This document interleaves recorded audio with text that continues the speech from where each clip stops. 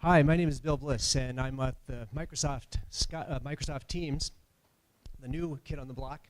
And I wanted to talk a little bit about some of the things we've learned in the process of creating Teams, and also some tips for enterprise bot makers. So first of all, the question is, why enterprise bots? Well, I don't know if you've ever seen this guy. His name is Willie Sutton. He was a bank robber in the 1940s, and he's mostly famous for, in answer to a reporter's question, why do you rob banks? He said, because that's where the money is. Specifically, annual IT spend in 2016 is going to be, as estimated by Gartner, at $3.4 trillion. That's trillion with a T. By 2020, it's estimated to be up to 3.8. 40% of that is outside the United States. And that's important because that's where a lot of your customers are. The most popular business bot platform is English only. Sorry, Amir. That doesn't mean bots should be.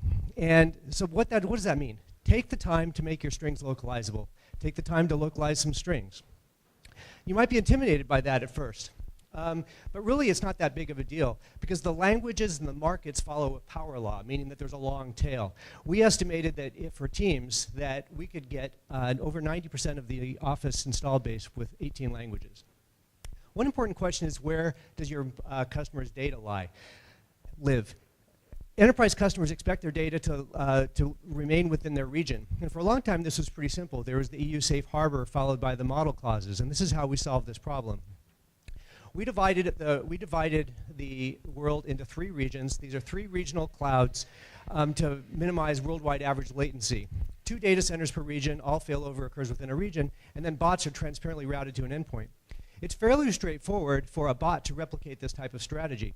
For example, on AWS, on Amazon, if your bot's on Amazon, you could adopt a similar strategy to give better performance to your enterprise customers. Now, this type of deployment used to be sufficient for a SaaS product, a worldwide SaaS product, and then along came this guy. When he started talking about what the NSA had been doing to track the data that traveling between data centers for US customers, people started to pay attention. And then the USA tapped the phone of Angela Merkel from Germany. So we started going on a building spree of building national clouds. We have 9 country-specific clouds, and then we also are building 2 national clouds that aren't even owned by us, or they're owned by us, but they're run by our partners, which is hard to do. Let's talk about compliance. Compliance in this context is the set of promises that you make to your customers about the privacy and security of their data. As a practical matter, it's a matter of adherence to standards and regulations and best practices. We document all of those in Office 365 in what's called the Trust Center. Each of those icons there represents a standard that Office adheres to, including things like encryption of data at rest, things like that. We encourage every enterprise bot vendors, or enterprise vendors in general, to do that too. So let's go to talk about something specific to Teams. Every Office 365 has what's called Office 365 tenant has a compliance boundary. Office 365 tenant is a customer. The compliance boundary is an imaginary line around each tenant, and that's where your intranet and Office 365 is. So there's a great deal of scrutiny about this because every bot is by definition outside the compliance boundary. And so what that means as a platform team, we have to figure out how to thread the catch-22 needle to figure out how to make sure that there's actually enough people to use the bots and enough bots for them to use. So what can bots do? Don't give most CIOs a reason to say no. Some will say no matter what you do, but make sure that you don't give them a reason to. Give IT control and oversight over what you're doing. Here's an example of what we do, because that's kind of abstract. WhoBot is a bot for asking questions about people using data in Active Directory and Exchange. And the query logs are going to contain all sorts of super sensitive information, as you might imagine. But we need them to improve our natural language model. So customers are not going to like us having access to that data. So here's what we're doing.